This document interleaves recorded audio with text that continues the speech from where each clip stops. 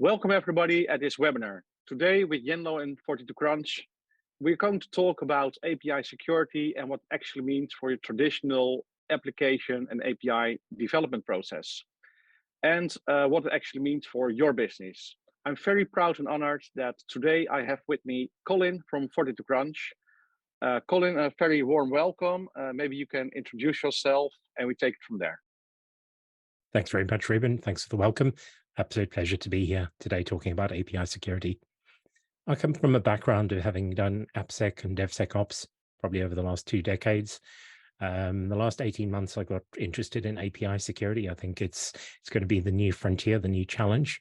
And I'm lucky enough to have a role at 42 Crunch, where I talk about API security to customers, how to understand the problem, how to scale their program, and also most importantly, I run our weekly newsletter, apisecurity.io, which is the industry's leading resource for learning more about apisecurity.io. Well, thank you for that introduction. It sounds like you are the real expert when it drills down to API security, and I am a huge fan of your newsletter, so thank you for that and sharing with us. So to get a little bit of an understanding of why we have this webinar after all, can you maybe describe how big is actually the current potential security breach? What are we talking about? Okay, so there's a lot of news in the industry, and I'm just going to pop up a slide. There's some examples here of recent breaches that we've had in the industry over the last couple of years. If we think about the breaches that we've had, we've got an increase in the number of APIs. If you look at data from Postman, they do an annual state of API report. The rate of adoption of APIs, the use of APIs is, it's growing exponentially. It's more than doubling every year. And while that's fantastic for builders of software and builders of systems because it promotes ease of connection and rapid acceleration of development, it also brings a cybersecurity risk, right? It exposes a much greater attack surface. And attackers are smart. They've learned that the APIs are where the valuable data is, and hence that's where they go for and they attack. So I think that's why we're seeing this rise in the need for API security and the attacks against that. I'd referenced when we started, I referenced our newsletter. Almost every week we're seeing one or more API security related incidents, right? So these attacks are happening. They're increasing. They're becoming cleverer. And as people, move to adopt APIs and get them onto the internet and enable business, so that risk is going to grow. Well, that are impressive numbers, and now I understand the risk is actually quite huge and large. So what I don't understand, or maybe you can elaborate on that, why do cyber attacks happens anyhow? So, that's a good question. I think there's multiple reasons for that. I think firstly, the most obvious one that we can talk about is the fact that it's for financial gain, right? Because particularly APIs, we talk about all your banks, all of your online commerce sites, they're all going to have an API presence, and that means that there's going to be an open attack surface there for API attackers. So financial, we know about this. I think this is well understood. Also, the theft of personal PII, personally identifiable information. We look, the Australian telco company Optus, that latest breach, that looks to be API related, and they stole millions of customers' credentials. And it's so severe there, in fact, that people have had to go and get new ID documents, right? So identity theft, a major issue. And then, human nature is curious. People like they like experimenting, they like learning, so they do this against APIs, and often it's just simple attacks. I think the example when the various governments built their COVID tracking systems. People who were had that mindset that they decided that this wasn't a policy that they liked. They launched denial of service attacks against those platforms. So it's sometimes just mischief and nuisance. And then we get to the really sophisticated attackers, the people, the current climate that we exist in with the conflict that we've got going at present, cyber attacks are going to be are going to increase, and they're increasingly sophisticated as well. So it's from a criminal point of view, financial gain, but also I hear you saying people would like to attack for fun, the fun factor. Yeah, I think so. Yeah, yeah. Well, that's maybe an area people or companies don't think of immediately when it comes to cyber attacks, but I think it's a very important group of people to consider and to take into account when it talks about API when we talk about API security. And can you explain for a typical enterprise, a typical company, with what they have to deal when it comes to API security? So what are the pain points, or what are the challenges they have? Yes, so there's a lot of challenges. Actually, in this week's newsletter, there was some data from, I can't remember which research organization it was, I think possibly Trend Micro, that an average enterprise has up to 15,000 APIs, right? And that's the APIs they know about. I was talking to one of the research analysts, I think from Gartner, a couple of weeks ago. The industry generally estimates that companies have 3 or 4 times more APIs than they know about, right? So firstly, we've got that scale of the problem. There's a massive attack surface. People might have 3 or 4 apps, but behind that, they might have 10,000 APIs, right? So we've got a problem of scale. What else have we got? We've got, we've got deprecated APIs. We've got not only APIs we don't know about, we've got APIs that aren't being updated and maintained and kept secure. We have APIs that are deliberately hidden, shadow IT, so that's developers going and running on AWS, for instance, and going under the radar. And that's obviously risk that we don't know about. Let's think of an example. The manufacturing industry, they've got a huge legacy problem. They've got old, SCADA systems and industrial control systems that are very difficult to update, right? So they may have vulnerable APIs. Also, as the demand to grow business and get B2B connectivity and to integrate, people are opening up APIs more and more frequently, right? So APIs that were maybe intended to be for internal use only are now being exposed publicly. And obviously, you've got a new opening attack surface. So what you actually addresses here is very interesting. So it's not only about the known APIs, everybody knows behind a mobile app or a website. Yep. It's even a huge amount of hidden APIs on purpose or not on purpose. That doesn't matter. So there are many more APIs than people known about. And absolutely, that's a real challenge, right? Yeah, okay, got it. And now I understand the magnitude of the problem and the breaches which companies may be fronting. How can a company prevent to run in this kind of problems? So how to prevent this? Yeah, how to prevent this? I mean, I know that opening statement of mine, it sounds pessimistic. I'm generally an optimist when it comes to security. But it's worth keeping your eyes open and understanding what problems you're facing. So what can they do to prevent? So firstly, we at 42 Crunch, we've actually got a guide on how to get started with API security, because the biggest challenge that I think people face is they don't know where to start, right? They realize I think there's an acknowledgement, they know they have a problem, but where to start? I think building an inventory of your APIs, trying to understand what you have, or at least if you can't do that, at least understand, get an estimate of how much you don't know about. I would then classify. So we've spoken about the high volume of APIs. Not all APIs are created equally. So understand where your highest value APIs are, right? And then start with those. So don't boil the ocean, as the term the Americans use. You don't have to do everything to start with. Pick the most important ones, get working on that.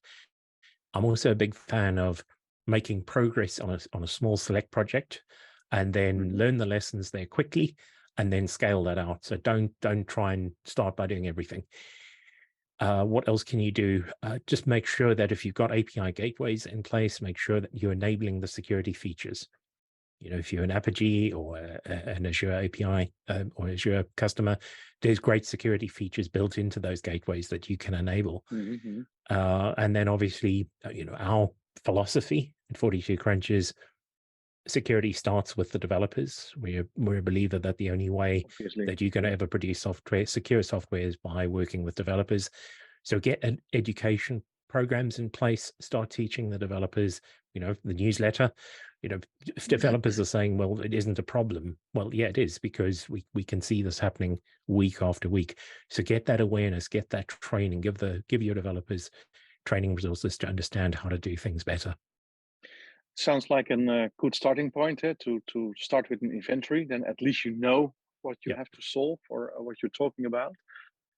As you know, Colin, Yenlo, we serve hundreds and hundreds of customers around the globe when it comes down to an API-led strategy. Yep. And often all of these customers says, hey, Ruben, but we have an API gateway or an API management tool in place. So isn't that enough? Can you explain to the audience whether that is enough or not to just have an API gateway and an API manager in place? Is that enough or not? What's your vision around that? Yeah, so I think this is best illustrated. I've got a really good slide. If you just give me a second to get that up on screen. So I think Yeah, API sure. gateways and API management absolutely have their place. If you've got those in your organization, get them enabled.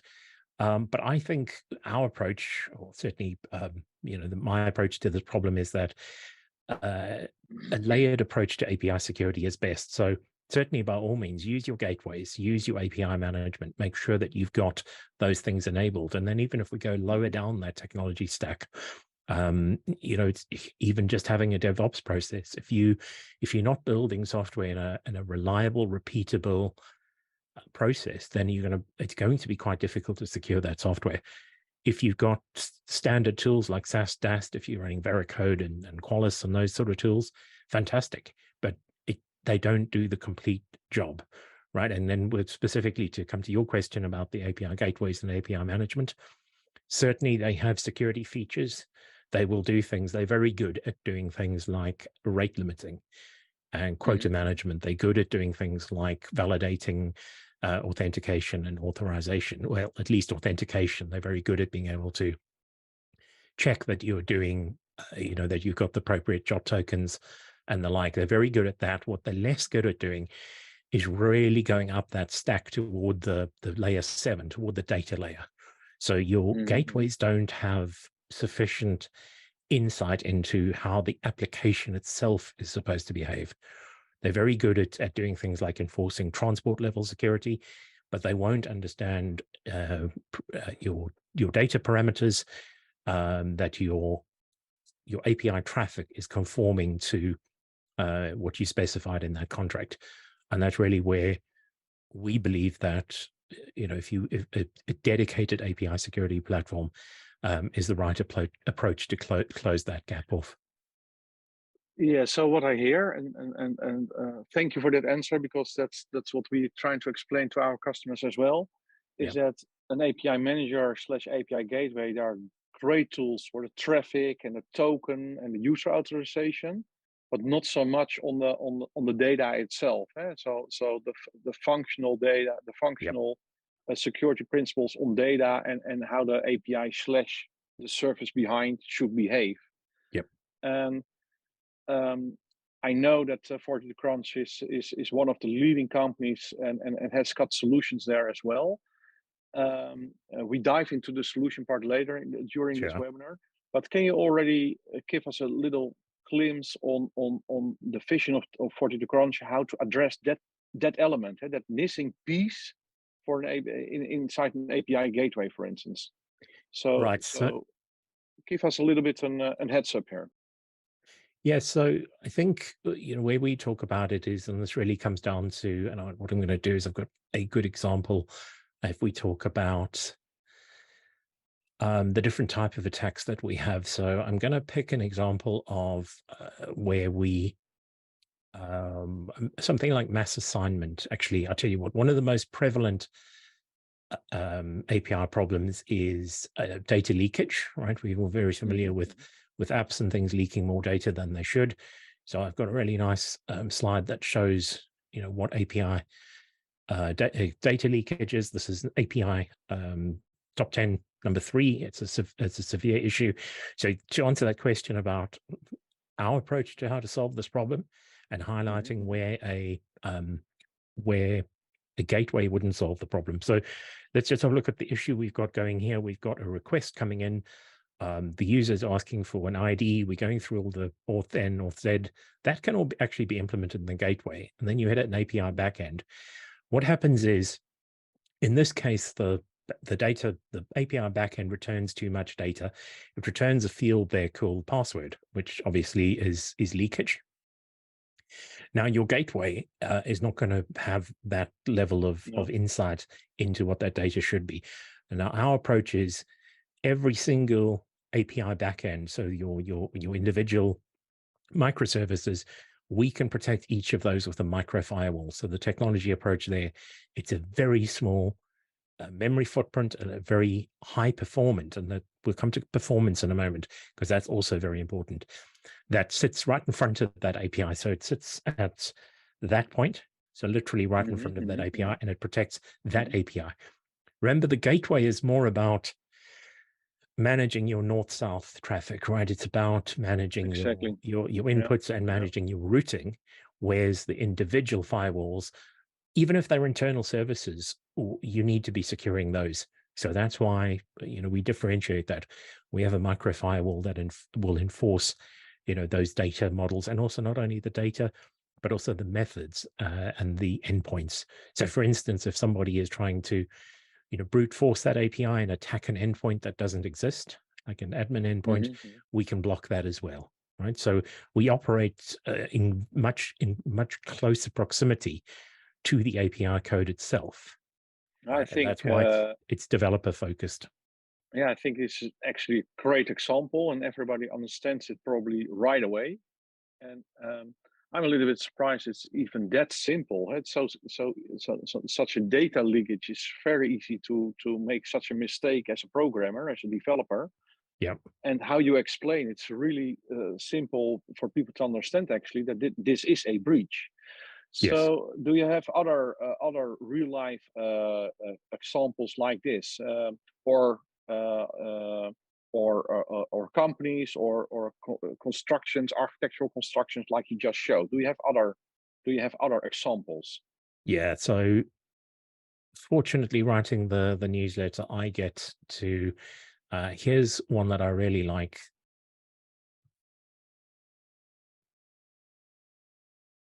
And this happened in the UK. This was a shipping company, a global shipping company, a courier company that I won't name.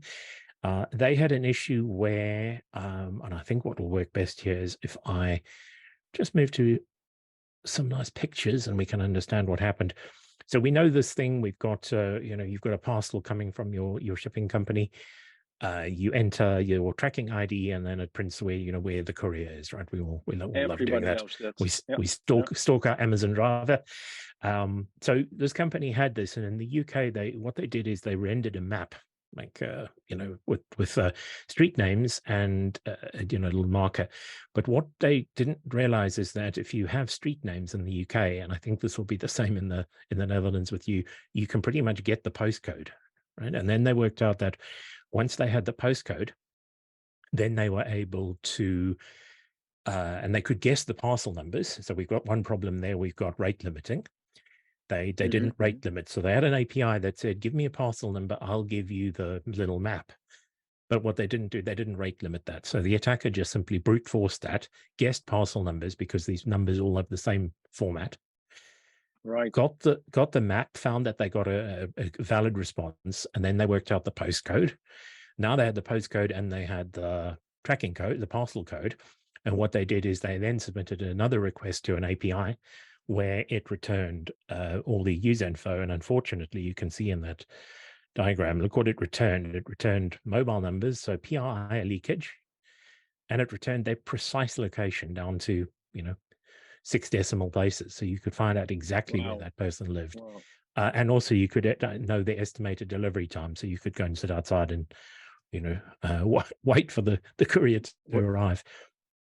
So really, Satyesha, now, and just talking about, just to answer that question about what could we do to prevent that. So firstly, something that is just returning, tracking information doesn't need to return. Sorry, I should have kept that slide, because, we don't need to return that level of detail, right? We could simply, give something to the nearest mile or the nearest half mile.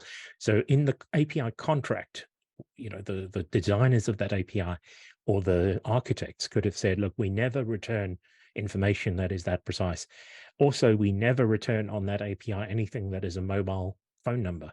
There's no reason to have that mobile phone number on there. There's even no reason to have the person's name. You can enforce that all in the contract, right? So if you design that API up front, you think about what this is the important point, right? APIs are about data. We need to think what that data is. We need to think who owns that data. We need to think who needs to see that data, right? Does a website that's just returning, very basic information that doesn't need access to that level of data, and then we need to protect that. So why do you put it in? Yeah. So if developers don't do that job, then we can enforce that at the firewall level. Yeah, it's another great example, Colin. I think so easy for people to make such a mistake, and fortunately, also it sounds like also easy to solve. Let's dive into that a little. I know you have a great solution. You mentioned already a few topics like on microservice level. You have solutions. Can you elaborate a little bit more on the solutions you have, and next to that, how can companies implement such a solution? Is it easy? Takes it a long time, a short time? So about the solution you have in mind, and how easy is it to implement such a solution? Yeah. So as I said, I'm optimistic about this. I think this is something that is quite easy to solve. So what I'll do is just to talk about the solution quickly, and I won't go into a huge amount of detail on this. So there are a lot of vendors in the API security space, and I think this is one of the questions people: where do we start? Now, you can start with observability platforms that integrate into your SIM or your load balancers, and then just monitor your traffic. That's fine. That's useful in itself. But any software system is secured by developers, right? This is, I had a slide that I said that at the root cause, why do we have insecure software? It's because we have mistakes in code, right? There's not an example that ever has just, like it's always somebody didn't write the code properly or didn't think about their design properly. So our view is the only way to solve this problem is design first, get to the heart of the design. When those developers are designing APIs, so we've got that, what our vision of what that development pipeline looks like. Start at your design stage. So I'd said I'm an optimist. So here's where I'm optimistic about API security. The fact that we have contracts, we have definitions, we have the OAS specification allows us a unique advantage over normal AppSec, because we know what good looks like. We have a positive security model. We know what data we should have. We know how the API should behave.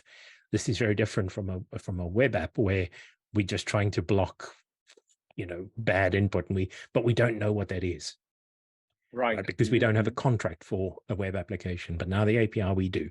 So we start at the design stage. We audit that API contract. Take that example we looked at with the shipping company, where they're returning a phone number in the contract. We could audit that, and we could say, what, your data model for that API doesn't allow you to return a phone number. A phone number, yeah. So we can block that at design time. That's by far the best way to do this. Development, developers take a contract and they write code and they implement it there. You're opening up a window to have a vulnerability or weakness there, because the APIs may translate the specification incorrectly. So while you're coding your API, make sure that you are validating that implementation. So we have a It is blindingly fast. It runs in seconds. A conformance scan, and what that conformance scan does, a very simple thing. It checks that your implemented API matches your contract 100%, and there's no discrepancy. And it runs quickly, and it's meant to run in developers, but now runs in developers' IDEs. It's almost instantaneous verification, validation that what they've done is correct. Integrate and test, right? We all know CI/CD. We've got plugins and integrations right through that pipeline. And then as the final step, we've got the shield right. So that's your micro firewalls. And they are leveraging that contract. So they use that contract that we designed correctly in stage one, and they use that to secure that API at that micro level, right in front of the API on the runtime level. On the runtime, right? Yep. Two questions. So on the shift left part, yep. Let's assume I am a company with 50 APIs, 50 public-facing APIs for a mobile app, for instance, right? Yes. How long it will take to implement step 1, 2, 3 on an average, just based on your experience? On average, so the deployment is the okay. So let me answer this in a couple of ways. So the deployment is really simple, right? So developers can immediately, I mean, anybody listening who's wanting to go and use this, it's in the marketplace, so they can get this stage up and running immediately. That's easy. The conformance scanning. So normally what happens here when you run the audit, you end up with a lot of, you're going to have a lot of findings. They're relatively easy to go from. We do a percentage score of how secure your API is. Most people, to be honest, when they scan their first contract, is pretty short, pretty low score. But it's very easy to fix that. It's very easy to go and add decorators to control your data models or parameters. Right. So fixing the audit is quick, like maybe an hour. And then that develop stage, really, if you've written the API any reasonably well, then the development stage is simple. The integration, all of these things are super easy to get into pipelines. And then what I suggest is, to start with, don't put anything in the process that's going to break your builds. So just run the thing in like an observe mode, right? And just watch what's happening. And then when you're feeling comfortable that this is working, then you can start turning on the gates. 50 APIs. I mean, we've done that in a day at a customer. Right. That's possible. So let's double it. So it's just a matter of a couple of days. Yeah. When you have roughly 50 APIs, it's a couple of days to have the basic right. And then you can accelerate, then you can expand. Absolutely. Yeah. That sounds really, really awesome. And my advice is, just get it running and then see what it looks like, and then decide. And then you grow. And set your priorities. Hey, then there's the second question, that's more on the shield right. What's the penalty? So it's a runtime. Hey, on runtime you are able to check the service contract, and based on what API security definition. API definition. So what's the penalty in terms of performance? So performance, so I would say there's the performance penalty is very low. So that firewall, I personally don't know the origins of where that came from, but that thing is highly optimized. It's a reverse proxy. It's been embedded in all sorts of embedded systems. It's all written, in C, and it's all highly performant. Typically, and I could show you on the platform. Typically, it's a millisecond or two.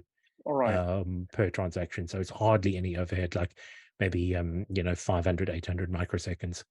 Oh, that's and I want to say basically nothing, right? Yeah, basically nothing. Now that actually, when you asked about the gateways, and I know listeners might have been thinking, but my gateway can do traffic inspection. The problem is, if you do it on your gateway, there's a big performance hit in doing it on the gateway. Right, because those things aren't designed to, they're just not going to be as performant as something that is operating at that lower level and it has been specifically coded for performance. So what I hear on the design development time, it's a matter of days to have it up and running and implemented for, let's say, 50 APIs. It's a couple of days. And then you have the basic right, and you are able to grow and absolutely improve your quality. as you go. It should be an integrated process for developers. It should be by nature during design and development time. It should be implemented. Yep. And I hear you saying, well, on the runtime component, the penalty you pay for the performance is near to nothing. So that sounds like two huge USPs and no-brainers.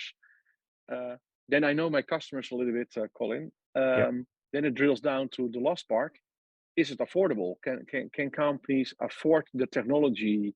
Well, I think they cannot afford not having API security, but for the solution, is it affordable? What can you tell me about that? That's a good question. If I'm honest, I don't know I don't. I'm on the techie side, so I don't know that exactly what that solution pricing looks like. I mean, obviously we can update that and put an addendum to that. Obviously, well, generally speaking, it's going to be scaled to, if you high volume, obviously, then you're going to get a better price point. Yeah, I think it's affordable.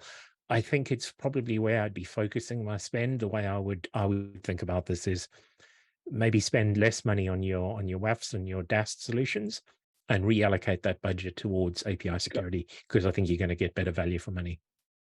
Yeah, I got it. Well, I do have a lot of experience here, and I can tell from my experience, it's just a minor percentage in the total of a project when it comes to mobile app or software development. So I think it's really affordable, especially companies cannot afford to have a security breach and data leakage. Yep. That is even more expensive. Yeah. And that brings us to the end of this webinar. So to wrap it up quickly, thank you for explaining. For me, it was quite clear that there is a huge API security, and security breaches are actually around the corner. You showed to us how simple it actually is. Just by exposing too much info in the response of an API, it is already a breach. But you also explained to us that you have the solution at your fingertips.